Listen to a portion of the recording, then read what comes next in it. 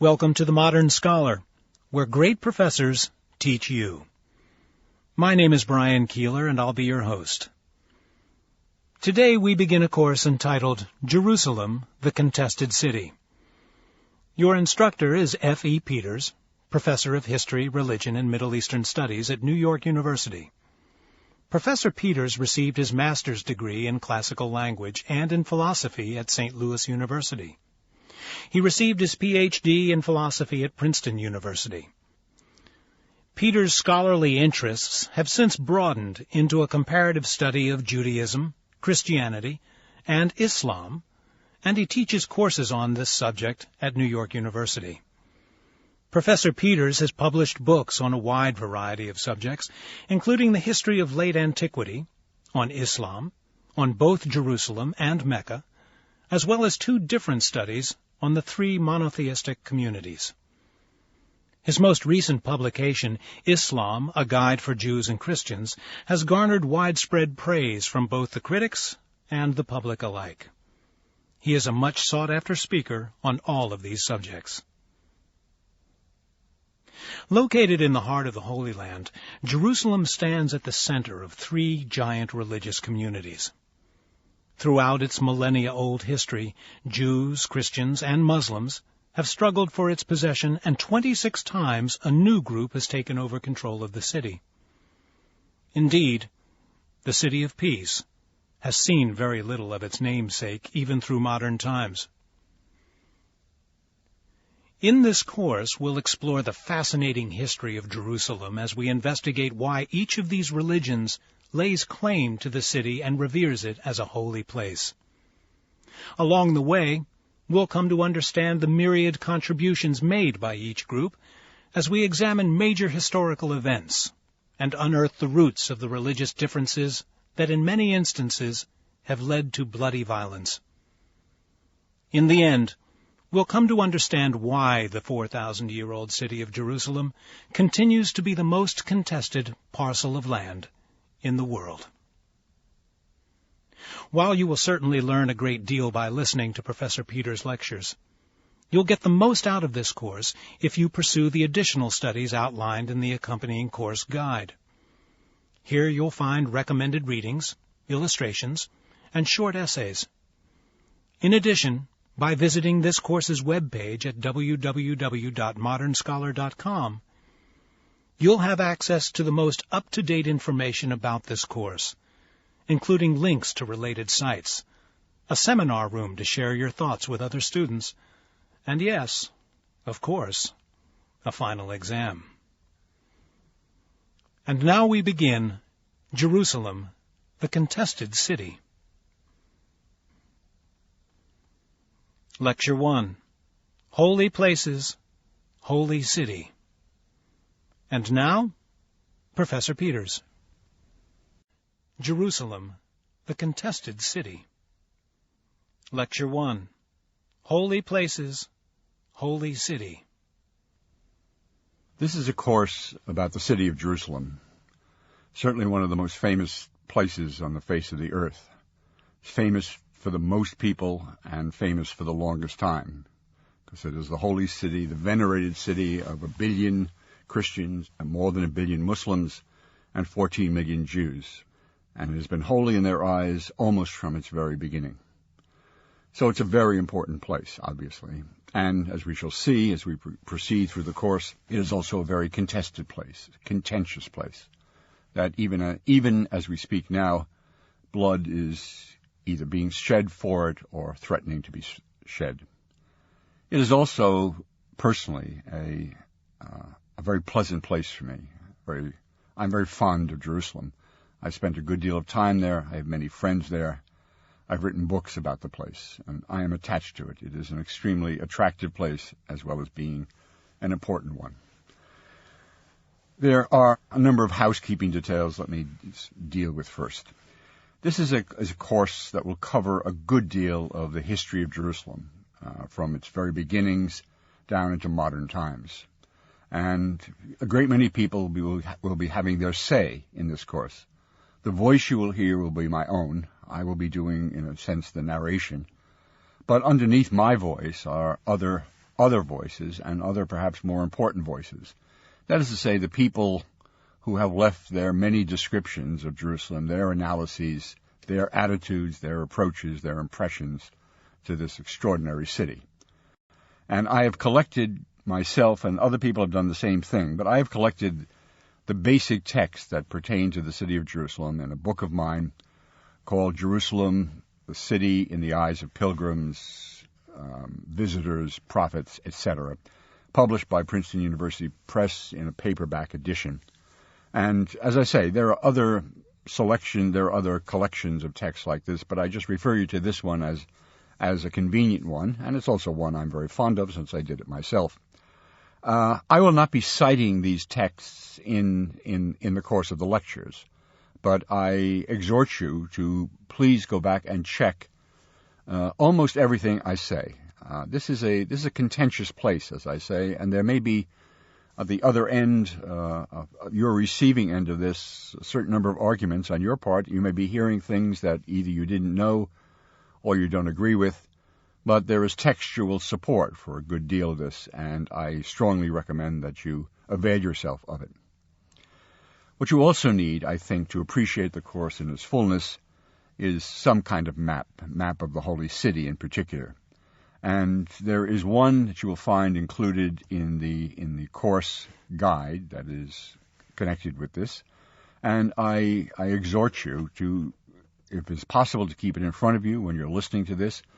But if that's impossible, at least to go back afterwards and check on it.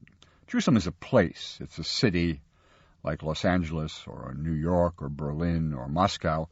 And one must have some sort of sense of the topography of the place, the situation, sort of feel for it, what it looks like, what it feels like, what the lay of the land is. I will try to describe this in audio terms, but nothing really quite substitutes for a map or for some good pictures. Jerusalem is a city, obviously, that needs no explanation, but it is a holy city, and there is a concept that certainly does need explanation. It needs explanation on two counts. One is in terms of just holiness, and particular holiness as it connects to places. We're familiar with holiness as it connects with people, as it's connected with people, as it's manifested in a person. We know what a holy man or woman is, called by the Christians a saint, called by the Muslims a friend of God. But holiness associated with places is a somewhat more difficult concept. And particularly, holiness connected with a whole city, that a city should be thought to be holy. So let's take a look at these two ideas first before we go any further in this. What makes a place holy? What renders a locale, a geographical locale, holy? Well, one thing that clearly does is that in that place that there has been some apparition of the supernatural presence, usually some identifiable person, God, perhaps one of God's friends or one of God's saints, who appears to somebody else, to a human, a mortal, in a particular place, and the place is remembered, and the place is in effect regarded as holy because of what happened there. That appearance, by the way, that manifestation of the supernatural in a place, is called a theophany, the appearance of the divine. And so theophanies in places frequently render that place holy, particularly if the theophany, the effects of the theophany, the effects of the apparition linger on in the place. Another reason for the holiness of a place is a sense, this is a little more profound than the first one, it's a sense of the continued presence of the divine or the supernatural in a place, the continued presence, the notion that here, this, or to use the words of Jacob in the book of Genesis, this indeed is the house of God, that God lives in this particular place.